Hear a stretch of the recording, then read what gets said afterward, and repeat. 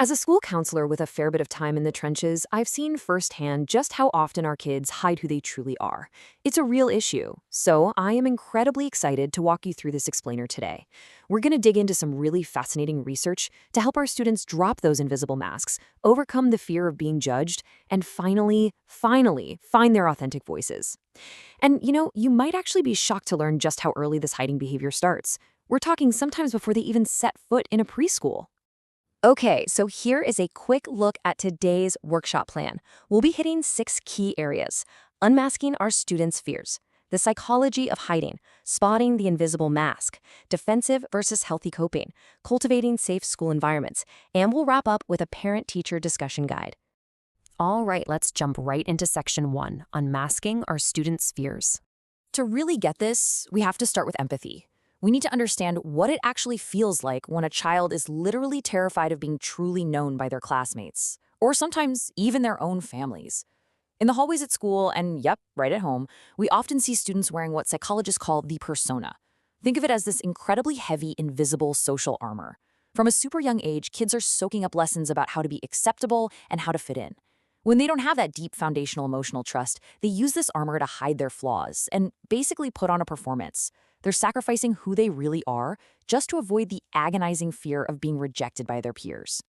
Our whole discussion today is heavily inspired by a deep dive into research surrounding a concept called Psyche's veil. This looks specifically at how the sheer fear of being known actually blocks authentic communication and totally scrambles a child's social cognition. It's a really delicate balance for them, right? They're constantly weighing self-revelation against concealment.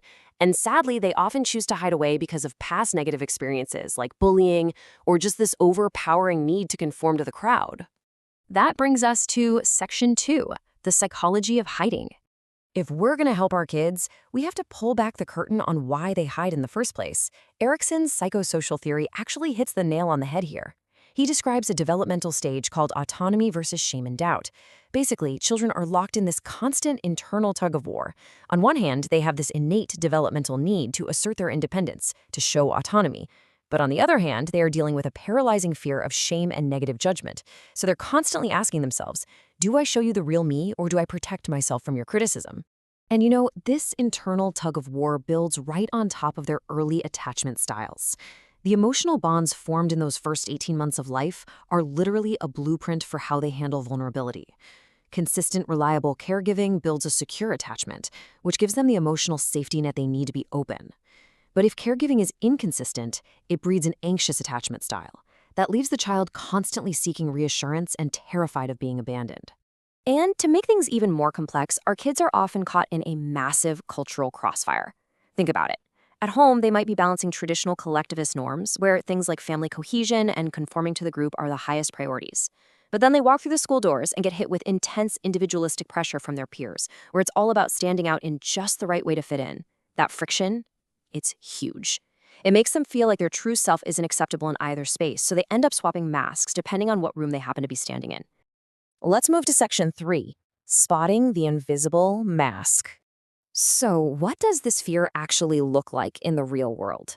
As educators and parents, we can look out for specific behavioral cues that tell us a child is masking. Are they constantly people-pleasing? Do they over-apologize when they haven't even done anything wrong? Maybe they socially withdraw before a friendship can even get off the ground. Or they constantly ask for reassurance like, "Are you mad at me? Did I do it right?" Guys, these aren't just quirks. They are major red flags that a child feels deeply unsafe. Teachers, this is where you come in. Your observational skills are absolutely crucial. Keep an eye out for those moments when a student suddenly suppresses a unique interest, or wildly changes their personality when they switch peer groups. Or maybe you notice a student who outright refuses to share a personal opinion during class discussions because they are bracing for criticism. We often write this off as just being shy, but actually scratch that. It's usually hidden social anxiety and defensive masking at work.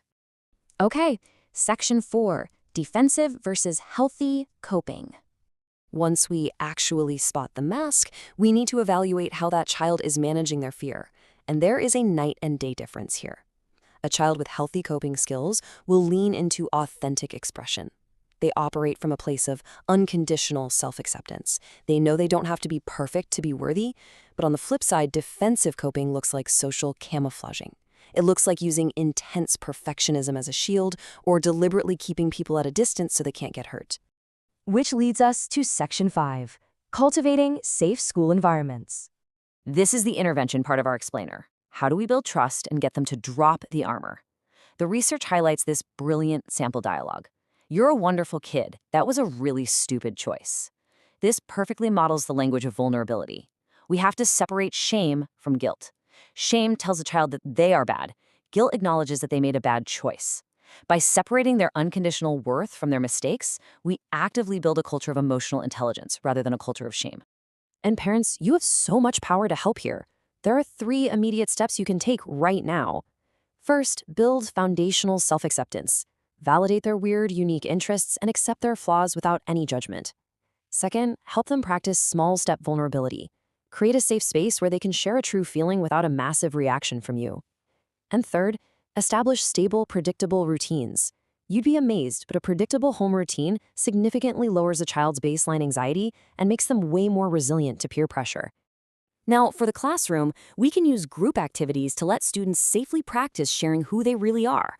This means setting rock-solid boundaries to minimize judgment from other kids.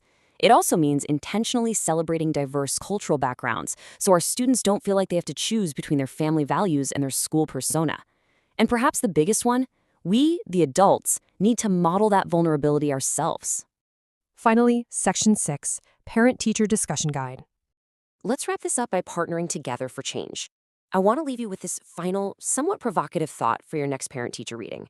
What does our own protective armor look like? Whether it's our own perfectionism, maybe a little cynicism, or just this constant need to be the expert in the room, how is our personal fear of vulnerability impacting the very kids who are watching us, just waiting to learn how to be brave? Because the truth is, they can only drop their masks if we are courageous enough to drop ours first. Thanks so much for joining me today, and let's get to work.